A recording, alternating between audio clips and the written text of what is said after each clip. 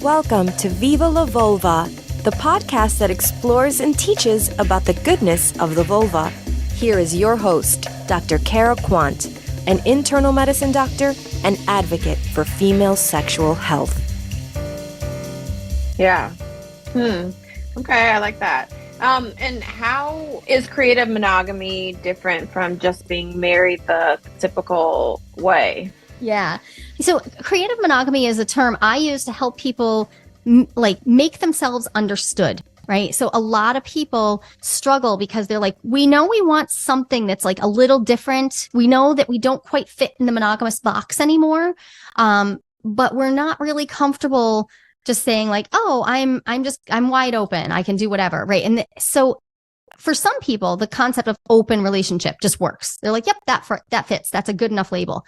But for other people, I find that they really do have an attachment to the concept of and the practice of monogamy. And I'm for you creating the relationship that you actually want. So if you're going to practice monogamy or maybe monogamy plus, right? Like a little bit more than that. Okay, let's get really clear so that you can show up to any relationship that you're going to have, whether that's like an intimate friendship or whether that's a play partner, and be able to tell them, yes, I am available for intimacy, but here's the boundary. Here's the limit of that. So how I make that really easy for people is I ask them to get clear. Where do you want to be exclusive? What are the domains in your life that you want to be exclusive? Are you going to parent exclusively with one person? Are you going to have home ownership exclusively with one person? Are you going to have businesses with one other person? Are you going to be sexually exclusive with one other person? Whatever it is. And I have a whole list. There's tons of domains of your relating. And where are you going to be expansive?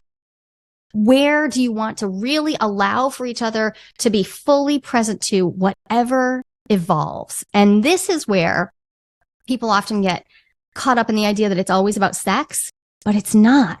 Because yeah, it might be sex where you want to be expansive, but what about really deep friendship? Like, I'm bisexual and some of my most profound relationships are platonic from like an outsider's perspective, but we're deeply in love with each other. We're profoundly connected to each other. And I don't like to cheapen that with some idea that it is less important than my supposed like committed relationships where the only difference is that I have sex with those people. And we might not even actually be that intimate in some other ways. So this is about getting clear. If I'm going to be expansive, what does that mean? And a lot of people already have experience with this because they practice having friendships. If you practice having solid friendships separate from your partnership, you're already practicing a version of this. And could just be about building on that in a way that suits you. And again, that can also be for a phase. It might not be a permanent change. For some people, this is about an exploration. And some people walk all the way through. I take people through a whole year of work. And we learn, like, how do you do this well? What are the tools you need, the skills you need to do this well? And some people walk all the way through that and they come back and they're like, oh, you know what? We really like monogamy. That's actually the right choice. Great. Now they have conscious, really well thought out, well skilled monogamy. And they've also gone on this adventure together. And other people are like, oh, actually, I have a couple I'm working with right now who, they're living apart together. They're absolutely together. They're married. They're planning their children together, but they got separate apartments because they found out they don't like living together. Yep. Like the options become endless when you bust open the assumptions. Yeah. And the societal norms of, exactly. We have to do it this way. We have to, marriage has to look like this. So I really like that. Yeah.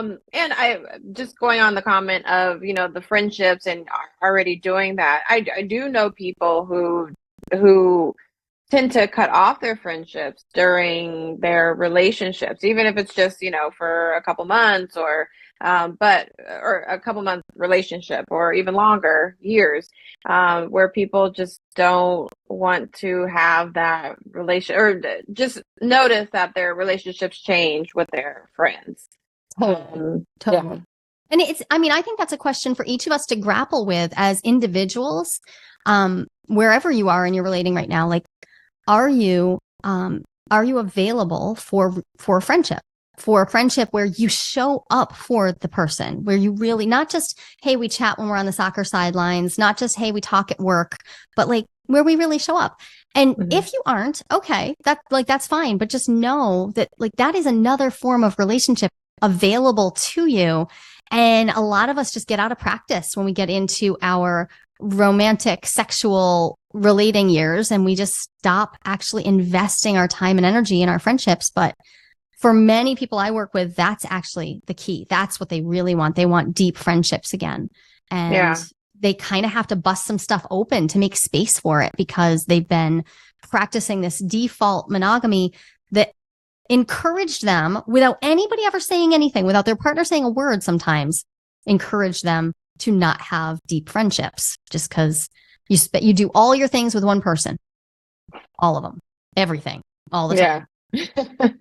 And you get to, if you like that, you get to, but it's also just one option amongst many. Yeah. The possibilities are endless, it sounds like. They really are. Yes, I like that. And to kind of close it out, and I love this next question, but what is the one single conversation to reignite your sex life? I love this question. I love this question so much. So I love it so much that I made a PDF so people can grab this at Listen to Joli. It's a guided conversation because it's really simple. It's one question, but it will turn into a conversation if you do it well. And the question is, what is sex? What is it really? If you want to have better sex, you need to be able to talk about it with the people you're having sex with. But I teach sex therapists, sex counselors, sex educators. We get together in these big rooms. And if you have 1,000 of us together in a room and you ask us to define sex, what is sex? You will get 1,000 answers turned back in. And I know this because I've collected the little pieces of paper and I'm like, wow, look at all these different definitions. Great. That's a good thing. There may be commonalities, but what happens if I have this conversation with my partner, all of a sudden I find out what they think sex is, which makes it much easier to re-steer the ship, right? Like if the ship is not heading in a direction we like, if the sex isn't yummy anymore, or if we're just bored, we can redirect. And the sub questions to that are things like, when does sex start? Like what acts have to be included for it to count as sex? How do I know when I'm done? Is there a goal of sex, or can it be process-oriented sex? And you get into this conversation. I encourage this to be like a date conversation. Like, let all answers be good answers, because you can also have very different ideas of what sex is. You could have like 3 or 4 brands of sex that you want to have in your relationship or in your marriage.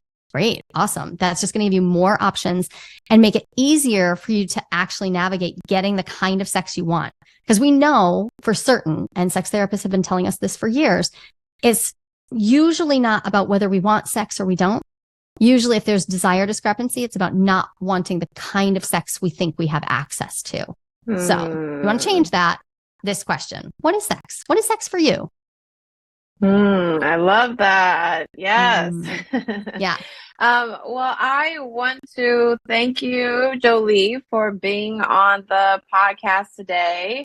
And I want you to let the listeners know how people can stay in touch with you. You are a relationship coach, so how they can get on your panel of clients. How can we stay in touch and in contact? Yeah. So if you are listening to this and you're like, okay, this non-monogamy thing sounds a little sketch, but I'm kind of intrigued as well. Or if you're one of those people that's been listening for a long time to ideas like this and you just don't know what to do, I want you to go to joliquiz.com, JOLIQUIZ.com. It's a 10 question quiz that comes right out of my research that was just designed to help people figure out where they are right now from, oh, hell no, we are not prepared, to, yes, absolutely, we are so ready. Let's take this on as an adventure. From there, you'll be invited into my space to participate in, I have free monthly salons where I talk about the 5 pillars of successful non-relating. You can also join me at any one of those anytime you want by going to openeasier.com. And if you're looking for more information about that jealousy roadmap, there's one more thing you should definitely do, which is go to listentojoli.com. .com, listentojoli.com, and get the jealousy roadmap. I laid it out for you so you don't have to go back and like try to take copious notes. 20-page booklet just lays out. If you're struggling with jealousy, please don't struggle alone. You don't need to struggle alone, and it can be a really lonely feeling. And I'm also kicking around all the socials at Dr. Joli_Hamilton. Yes. Okay. Well, I will have that, those links in the description of the podcast today. So if you didn't get it, you can see it in the description. And again, thank you, Dr. Joli Hamilton, for being on this podcast. This was such a juicy conversation. And I feel like overall it shows me as well as others that there are numerous endless possibilities within a relationship. It doesn't have to be the traditional societal norms that we grew up thinking about and seeing from parents and so forth. So I thank you so much for this conversation. Thanks for having me. And thank you out there for listening to the Viva La Vulva podcast. If you enjoy this podcast, subscribe to the podcast, let other friends and family know about it. And that is it for today. Thank you. Bye. Thanks for joining me today on the Viva La Vulva podcast. I am your host and internal medicine physician, Dr. Kara Quant. If you like this podcast, please let others know and subscribe. Also, if you want to hear more information about what's happening with Viva La Vulva, hop over to our website at vivalavulvala.org and sign up for our newsletter.